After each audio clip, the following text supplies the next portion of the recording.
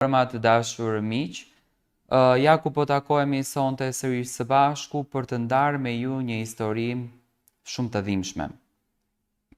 Bëhet fjala për historinë e Vjosës, një vajzë e cila ka sakrifikuar shumë në jetën e saj, por më së shumti për të në këtë pikë kanë sakrifikuar familjarët e saj, që nuk është mami dhe babi apo prindërit, por është vjera dhe kunata e saj së bashku me bashkëshortin.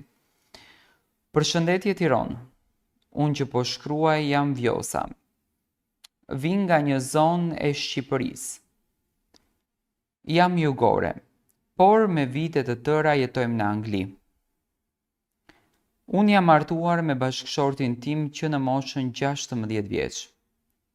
Jemi dashuruar shumë me njëri tjetrin në Shqipëri, dhe që në moshën 14 vjeç